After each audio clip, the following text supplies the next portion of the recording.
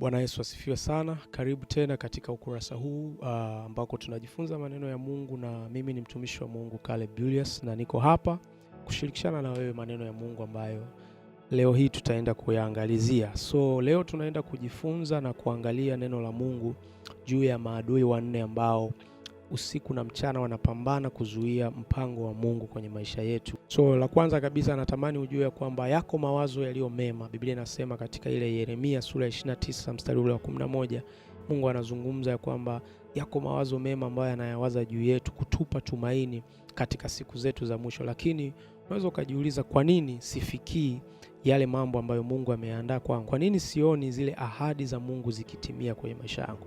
Wako maadui wanne, na kwa haraka sana ninaenda kuwataja, alafu nitaangalizia ni kwa namna gani unaweza kushinda hawa maadui wanne wanaopingana na kusudi la Mungu kwenye maisha yako, ama mafanikio ambayo Mungu ameyakusudia kwenye maisha yako. Adui namba moja kabisa ni Shetani pamoja na mawakala wake, mapepo, roho chafu na mawazo mabaya, ushawishi mbaya. Hayo yote yanaingia kwenye kundi hilo la kwanza ambalo ni Shetani. Jambo la pili ambaye ni adui kuyaelekea yale Mungu aliyoyaandaa kwa maisha yako ni mwili wako ama miili yetu. Mwili unaweza ukawa ni adui kwako kuelekea katika yale ambayo Mungu ameandaa kwa ajili ya maisha yako. Adui namba tatu ni ulimwengu ama mazingira ambayo yanakuzunguka katika maisha yako ya kila siku. Nitakueleza ni kwa namna gani unaweza ukashinda hayo ili kuyafikia yale Mungu aliyokuandalia. Na adui wetu namba 4 ni watu. Sasa nitakueleza ni kwa namna gani haya mambo yote yanakuwa ni kikwazo katika kuyafikia mapenzi ya Mungu kwenye maisha yako. Kaa pamoja nami mpaka mwisho wa somo hili. So msingi wa mambo haya manne ili uweze kushinda ni neno la Mungu. Na tunaenda kuangalia sasa maneno ya Mungu kuanzia kwa adui namba 1 ambaye ni Shetani pamoja na mawakala wake. Neno la Mungu katika Waefeso sura ile ya 6 mstari ule wa 11, nitasoma. Biblia inasema, vaeni silaha zote za Mungu mpate kuweza kuzipinga hila za Shetani. Kwa maana kushindana kwetu sisi si juu ya damu na nyama, bali ni juu ya falme na mamlaka, juu ya wakuu wa giza hili, juu ya majeshi ya mapepo wabaya katika ulimwengu wa roho. Sasa maisha yetu yamefungamanishwa katika pande mbili. Uko ulimwengu wa roho na uko ulimwengu wa mwili. Kwa tafsiri rahisi zaidi, ulimwengu wa roho ni ulimwengu ambao uko beyond macho yetu, hauonekani kwa macho yetu haya ya damu na nyama. Na uko ulimwengu wa mwili ambao ndio huu ambao tunaona vitu kupitia macho haya ya damu na nyama. Sasa mambo yote ambayo yanahusiana na maisha yetu yanaamuliwa katika ulimwengu wa roho kuja kwenye ulimwengu wa mwili. Yako mambo ambayo katika ufahamu wako unapoyatamka ama unapoyawaza yana uwezo wa kutukia ama yakawa hai katika ulimwengu wa mwili. Kwa hiyo unatakiwa kujua iko vita inayoendelea katika ulimwengu wa roho. Mtu mmoja aliwahi kusema hivi, kama nikikwambia leo kuna nchi inaitwa Marekani, lakini wewe ukachagua kutokuamini kwamba hiyo nchi ipo eti tu kwa sababu haujawahi kufika Marekani ama haujawahi kuiona hiyo Marekani, haibadilishi ukweli ya kwamba nchi hiyo ipo ama inaweza pia isiwepo. Natamani unielewe vizuri. Tunapozungumzia kwamba kuna vita inaendelea katika ulimwengu wa roho, wewe kutokuamini kwamba hiyo vita haipo haibadilishi ukweli kwamba hiyo vita ipo.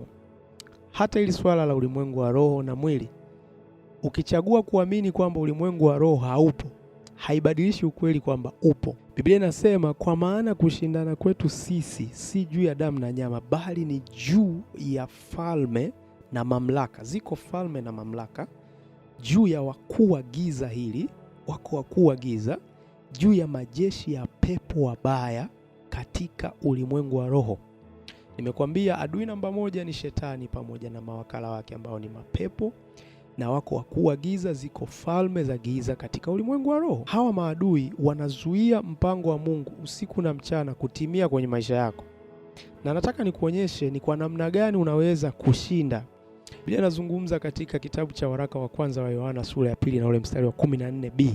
Biblia inasema hivi, nimewaandikia ninyi vijana kwa sababu mna nguvu, na neno la Mungu linakaa ndani yenu, nanyi mmemshinda yule mwovu. Niliposoma kitabu cha Waefeso kuna neno kushindana kwetu. Sasa hapa ametuandikia kwa sababu kwanza tuna nguvu za Mungu ziko ndani yetu. La pili, neno la Mungu linakaa ndani yetu. Na la tatu, Biblia inasema mmemshinda yule mwovu. Angalia hili neno mmemshinda, sio mtamshinda. Mmekwisha kumshinda. Kwa nini? Kwanza mna nguvu ndani. Cha pili, neno la Mungu linakaa ndani. Shetani alipomjaribu Yesu kwa kutaka kumwangusha ama kuharibu kusudi la Mungu kwenye maisha ya Yesu Kristo hapa duniani, Biblia inasema shetani alitumia neno hilo la Mungu, lakini Yesu pia alitumia neno la Mungu kushindana kinyume na shetani. Kwa hiyo jambo la kwanza ambalo shetani anapambana usiku na mchana ni kubadilisha ile kweli ya Mungu, kubadilisha ile nafasi ya kweli ya Mungu kwenye maisha ya mwanadamu. Ukiangalia hata anguko la mwanadamu pale katika bustani ya Eden, adui anajaribu kuingiza taarifa iliyo kinyume na lile neno la Mungu lililowahi kuzungumzwa ama kusemwa kwa zile nafsi. Biblia inazungumza yako mengi sana ambayo shetani anayageuza ili kutufanya sisi kuyaamini kinyume na yale Mungu aliyoyasema kwetu. Hilo ni jambo la kwanza. Unaweza kumshinda shetani pamoja na mawakala wake na mawazo mabaya na kila influence mbaya kwa kutumia neno la Mungu.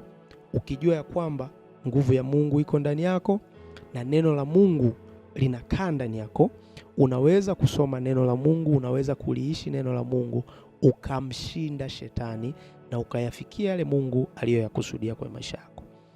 Wengi tunapomtaja shetani na mawakala wake tunaangalia tu kipengele kimoja cha dhambi. Na ni kweli shetani anaweza akawa na hukumu maisha yako kwa ajili ya maisha ya dhambi unayoyaishi, ama matendo ya mwili ama matendo ya dhambi unayoyaishi kila itwapo leo. Lakini dhambi, Biblia inasema, ilishasulubiwa pale msalabani. Yesu aliihukumu dhambi pale msalabani. Cha kwanza unachotakiwa kufanya ili kumshinda shetani kwenye eneo la dhambi ni kumwamini Yesu Kristo. Unapoamini na kukiri kwa kinywa chako na kuamini ndani ya moyo wako ya kwamba Yesu Kristo alikufa pale msalabani kwa ajili ya dhambi zako, Biblia inasema unafanyika kuwa kiumbe kipya. Historia yako inabadilishwa. Hatia ile yote ambayo ilikuweko juu yako inaondolewa.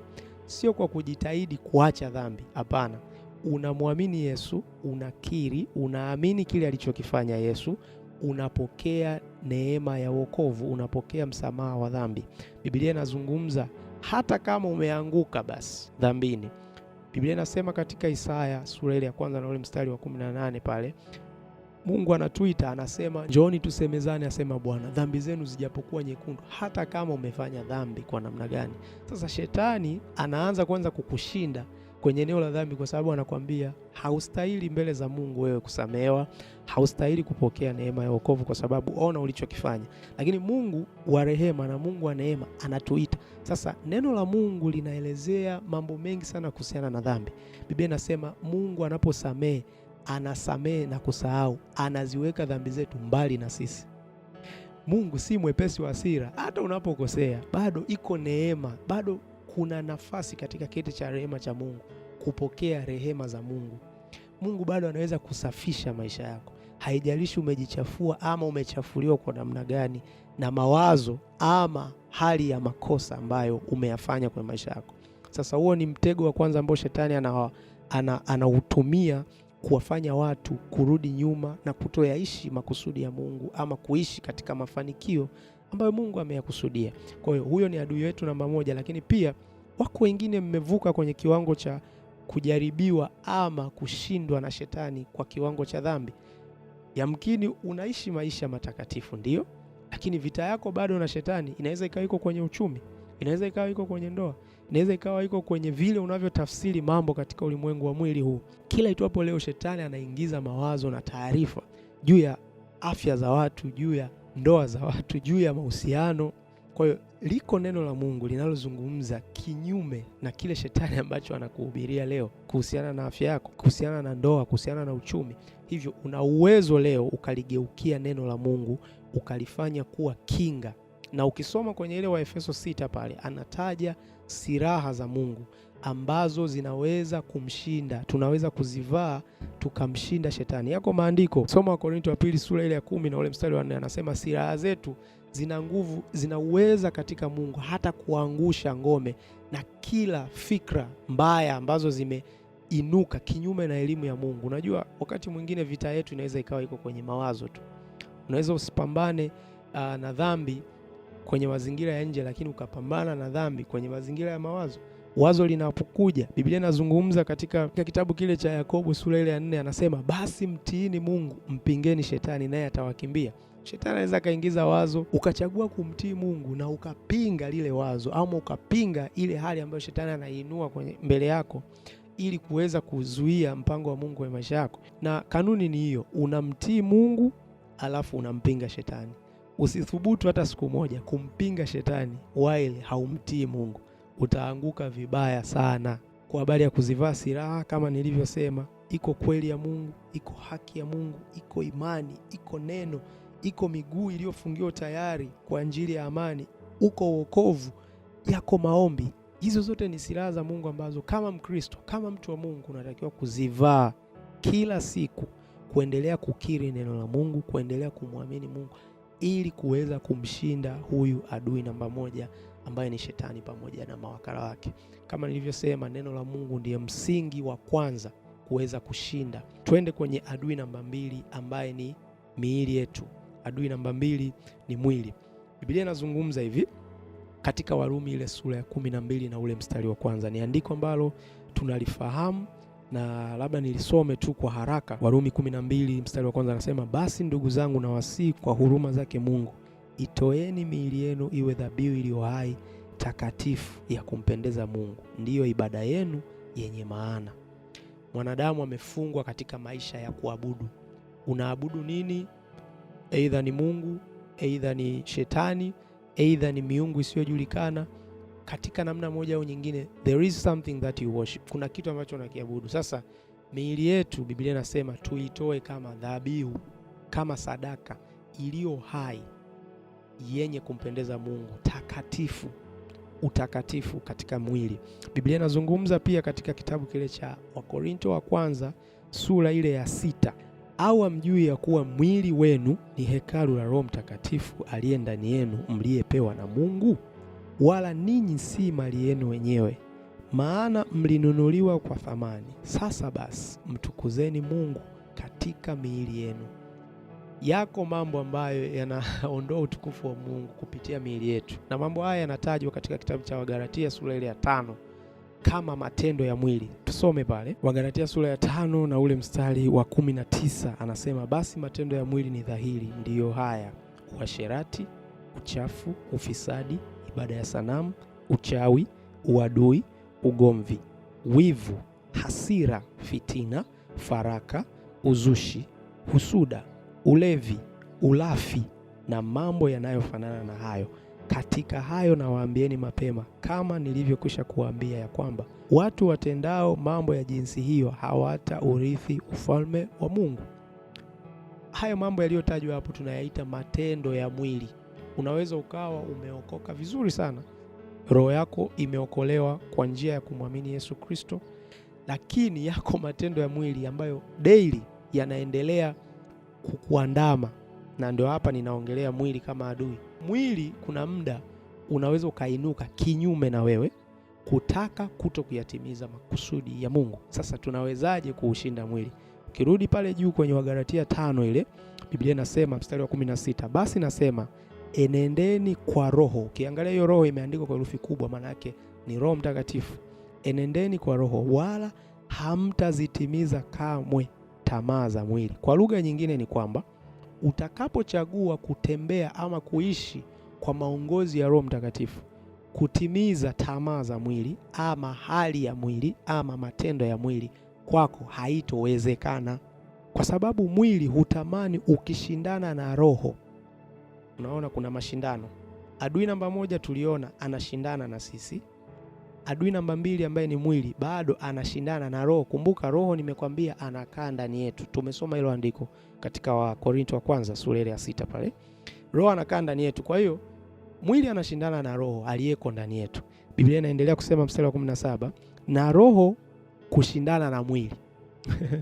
Kwa maana hizi zimepingana, hata hamwezi kufanya mnayoyataka. Lakini mkiongozwa na roho, hampo chini ya sheria.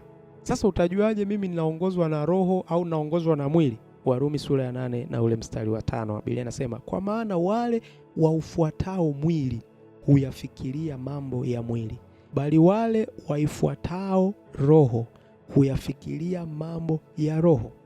Kwa maana nia ya mwili ni mauti, bali nia ya roho ni uzima na amani. Kwa kuwa ile nia ya mwili ni uadui juu ya Mungu, kwa maana haitii sheria ya Mungu, wala haiwezi kuutii. Usipouwajibisha mwili wako kuuweka chini ya uongozi wa Roho Mtakatifu, kinachotokea ni nini? Lazima utakuwa adui wa Mungu, kwa sababu utafanya mambo yasiyompendeza Mungu. Na kumbuka, hapa tunazungumzia mwili kama adui yetu, kinyume na yale Mungu aliyokusudia ama mapenzi ya Mungu maishani mwetu. Anaendelea kusema ule mstari wa 8, Warumi 8:8, wale waufuatao mwili hawawezi kumpendeza Mungu. Haya sio maneno yangu, ni neno la Mungu. Lakini ikiwa Roho wa Mungu anakaa ndani yenu, ninyi hamufuati mwili, bali mwaifuata Roho. Kuna roho hapo ya herufi kubwa na roho ya herufi ndogo. Lakini mtu awaye yoyote asipokuwa na Roho wa Kristo, huyo sio wake. Na Kristo akiwa ndani yenu, mwili wenu umekufa kwa sababu ya dhambi, bali roho yenu i hai kwa sababu ya haki. Kumbuka tumesoma neno la Mungu kwenye ile Wakorintho wa kwanza 6, anasema basi mtukuzeni Mungu katika miili yenu. Your body has to glorify God. It's a holy and acceptable sacrifice unto God. Kwanza kwa Mungu. Unajua kwenye ile Wakorintho wa kwanza 6 kuna maandiko yako pale juu. Tuanzie ule mstari wa 13, anasema vyakula ni kwa tumbo na tumbo ni kwa vyakula, lakini Mungu atavitoesha vyote viwili, tumbo na vyakula. Lakini mwili si kwa zinaa, bali ni kwa Bwana, naye Bwana ni kwa mwili. Miili yetu imedediketiwa kwa Mungu, kwa Bwana Yesu Kristo, sio kwa ajili ya dhambi, sio kwa ajili ya zinaa. Adui namba 3 nilisema ni dunia ama ulimwengu. Ulimwengu ama dunia na mazingira yanayotuzunguka kila siku yanaweza yakawa ni adui kuyaelekea mapenzi ya Mungu ama kusudi la Mungu kwenye maisha yako. Biblia inazungumza katika Warumi sura ya 12 na ule mstari wa 2, anasema wala msiifuatishe namna ya dunia hii, bali mgeuzwe kwa kufanywa upya nia zenu, mpate kujua hakika mapenzi ya Mungu yaliyo mema na ya kumpendeza na ukamilifu. Iko namna ya dunia ambayo watu wengi sana sasa hivi tunaishi kwa hiyo. Bali Biblia inasema hapa msifuatishe namna ya dunia hii. Sasa namna za dunia ziko nyingi. Kuna namna dunia imetufundisha juu ya imani. Kuna namna dunia inatufundisha juu ya ndoa. Kuna namna dunia inafundisha juu ya uchumi, juu ya mafanikio. Lakini angalia hapa neno la Mungu linasema bali mgeuzwe nia. Your mindset has to change, not to be confronted by what the world is saying.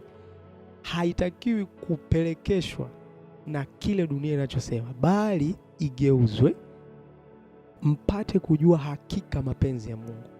Kwenye chochote ambacho ulimwenguni unakisikia kinafundishwa kuhusiana na uchumi, kuhusiana na ndoa, kuhusiana na watu, kuhusiana na ibada ama maisha ya imani, taka kujua mapenzi ya Mungu yanasema nini. Na mapenzi ya Mungu ni nini? Neno la Mungu. Mzani wa kupima kile ulimwengu unasema kama ni kweli ama sio kweli ni neno la Mungu. Ukisikia leo hii kuna nguvu sijui ya jicho la tatu kupata utajiri, angalia, je, hayo ni mapenzi ya Mungu? Kweli tunataka kufanikiwa, kila mtu anataka kufanikiwa, kila mtu anataka ndoa nzuri, kila mtu anataka mahusiano mazuri, kila mtu anataka uchumi mzuri, lakini ni kwa namna ipi? Je, ni kwa namna ya dunia inachofundisha, ama ni kwa namna ya Mungu kupitia neno lake, ama ni kwa namna ya mapenzi ya Mungu yaliyo mema na yenye kumpendeza na ukamilifu? Usisahau hilo. Everything has to be complete. Unapata ndoa kweli, lakini iliyo kamilifu, iliyo yenye kumpendeza Mungu. ndoa isiyotokana na namna ya kidunia. Kuna njia nyingi sana za kuingia kwenye ndoa, na dunia siku hizi inafundisha njia tofauti tofauti. Kuna njia nyingi sana za kupata mafanikio, na dunia inafundisha njia hizo. Lakini what is the complete, ukamilifu wa mapenzi ya Mungu kwenye kufanikiwa kwako? Ama unaenda na kufuata namna ya dunia? So the world can be a very good enemy. Na ninaposema ulimwengu ni pamoja na mazingira yako ya kazini, biashara unazofanya, aina ya watu unaoambatana nao, aina ya vitu unavyojifunza kupitia mitandao, vile unavyotumia mitandao, vile unavyoruhusu taarifa kuingizwa kwenye maisha yako. That's why the only information that has to overcome other informations has to be the word of God. Neno la Mungu ndio taarifa pekee inayotakiwa iwe juu ya taarifa zote.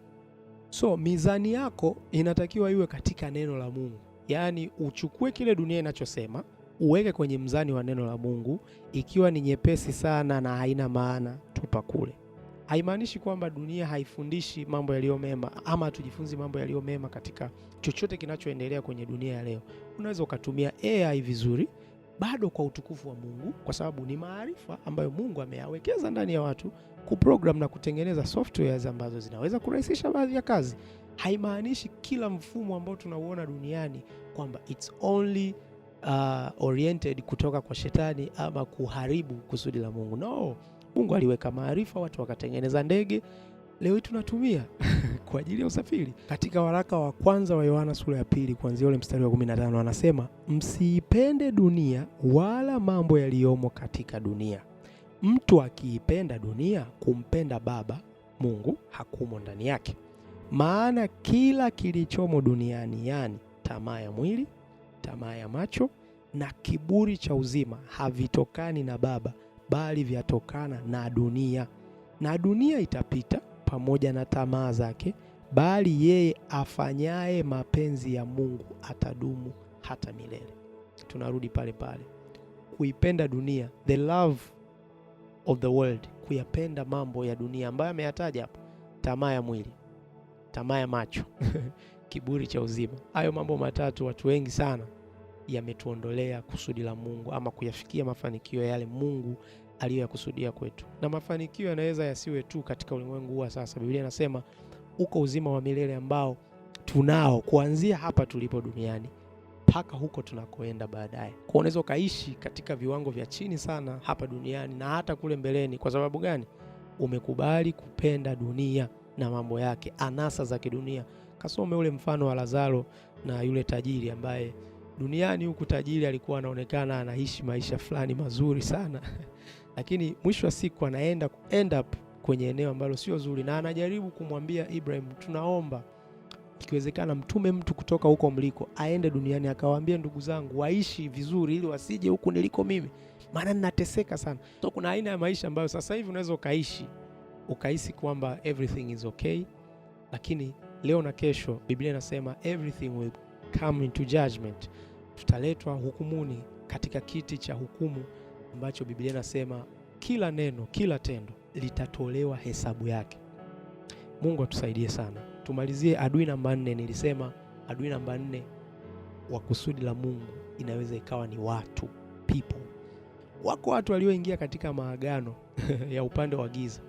Kumbuka tulisoma leo andiko, vita vyetu sisi ni juu ya falme na wakuu wa giza. Sasa Mungu pamoja na shetani wote wanatumia watu hapa ulimwenguni ili kufanya impact, ili kuleta matokeo katika ulimwengu. Mungu anatumia watu, shetani na yeye anatumia watu. Mungu amezaa watoto wake ambao ndio sisi tulioamini. Biblia inasema bali wote waliompokea aliwapa uwezo wa kufanyika watoto wa Mungu. Hivyo hivyo kuna watoto wa shetani. Angalia katika Yohana wa kwanza, waraka wa kwanza wa Yohana sura ya 3 mstari wa 10 anasema hivi: katika hili watoto wa Mungu ni dhahiri na watoto wa Ibilisi nao. Mtu yeyote asiyetenda haki hatokani na Mungu, wala yeye asiyempenda ndugu yake. Unaweza ukawa mwana wa Ibilisi chap kwa haraka kwa sababu tu kwanza hautendi haki, pili haupendi hata ndugu sasa sio tu ndugu, mtu yeyote. Genuinely Mungu ametuumba na upendo. Mungu wetu ni pendo. Kwa hiyo wewe kama mwanadamu mwenye asili ya kimungu lazima uwe tu na upendo ndani yako. ukiwa upendi watu pamoja na utendi haki, utendi mapenzi ya Mungu, tayari wewe ni mtoto wa Ibilisi. Sasa wako watu ambao wamejitoa katika maagano. Kwa nini nasema watu wanaweza kuwa ni adui? Kuna watu wamejitoa kwenye maagano kabisa ya kufanyia kazi ulimwengu wa giza. Na ndio maana wako watu tumejitoa kimasomaso kumtumikia Mungu kwenye ulimwengu wa nuru. Na wako watu wamejitoa kwa dhamiri zao wenyewe kutumika katika ulimwengu wa giza. That's why Biblia inasema tunatakiwa tuwe na karama ya kupambanua roho. Ziko roho ambazo tunatakiwa kuzijaribu every day. Kuna watu wanajiita ni watumishi wa Mungu lakini wanatumikia ufalme wa giza. Kuna watu sio hata wana madhabahu wanazosimama kuhudumu ama kutoa neno ama kutumika, lakini kwenye maisha tu ya kawaida huku duniani, mitaani, kazini, wanatumiwa aidha kwa kujua ama kwa kutokujua kwamba wanatumiwa na adui. That's why nimekwambia unaweza ukawa na influence mbaya ama nzuri kuyafanya maisha yako kuwa ya matokeo yale Mungu aliyokusudia kwa kuambatana na watu wenye hekima na wewe ukawa mwenye hekima. Influence, Biblia inazungumza mazungumzo mabaya huharibu tabia njema. Kuna watu ukikaa nao tu automatically, hata kama ulikuwa na tabia nzuri vipi, unaanza kuharibikiwa. Kuna aina ya nyimbo ukizisikiliza, hata kama wewe ulikuwaga mzuri vipi, unaanza kuharibikiwa. Kwa hiyo kuna watu wana influence. Hawa watu tunaowaita superstars, role models, tunapenda kuwaangalia. Mzee, kuwa makini sana na nani umechagua kumwangalia kwako. Paulo anajisifia kwa kuwaambia kwenye kile kitabu cha Wakorinto wa kwanza sura ile ya 11, anasema mnifuate mimi kama mimi ninavyomfuata Kristo. Mnifuate mimi kama mimi ninavyomfuata Kristo. Kuwa role model, there is always somebody above. Hata huyo unayemuita role model wako na yeye kuna mtu anamwangalia. Sasa mbaya zaidi ni kwamba wengi tunachagua watu wa kuwafuata, hawa ma-influencer, hawa ma-star, hawa ma-role model ambao na wenyewe wana source ya information mbaya, wana source ya information mbaya kutoka kwa watu wanaowafuata, ama wamebeba agenda mbaya. That's why you need to clearly know that who am I following. Kwenye mitandao ya kijamii kuna mtu mmoja niliwahi msikia anasema, kwani mimi nina shida gani nikimfollow msanii fulani? Mzee, kweli yule ni mwanadamu, sikatai, amebeba kusudi la Mungu ndani yake, lakini what if yeye mwenyewe kwa matakwa yake amekubali kutumiwa na ulimwengu wa giza? Na wewe uko nyuma pale unafollow, unasema kwani yule si mtu tu? No. Sio kila mtu ni mtu tu. Kuna watu wamedhabihu maisha yao kutumika na ulimwengu wa giza. That's why anaweza akakupa 99 clean, akakupa 1% mbovu sana, yani ikaharibu. Ni kweli siku zote anaimba nyimbo fulani nzuri, siku moja tu ambayo ndio hiyo siku sasa utaruhusu kusikiliza sikio lako lisikilize hiyo nyimbo, ndio hiyo siku unakuwa umeingiziwa mbegu mbaya. So tunatakiwa sana tuwe makini na aina ya watu tunao associate nao. Wako watu kama nilivyosema wanatumika bila kujua. Wako watu kwenye maisha yao, yani wako kwenye mission kabisa ya kuharibu maisha ya watu. Wako watu wana mission ya kuharibu kusudi la Mungu kwenye maisha yetu. Na kuanzia sasa, let's be attentive kumsikiliza Roho Mtakatifu. Aina ya marafiki, aina ya mazungumzo, aina ya watu tunaoambatana nao kwenye maisha yako. Kwa kufikia hapa, naomba nimalize kwa kusema kwamba hawa maadui 4 ambao nimewataja, Shetani pamoja na mawakala wake, mwili, ulimwengu ama dunia, watu, tumeweza kuona namna ya kuwashinda kupitia neno la Mungu. Na neno la Mungu kama nilivyosema ndio manyo buku yetu hapa duniani. We were given the word of God so as we can live accordingly in this world.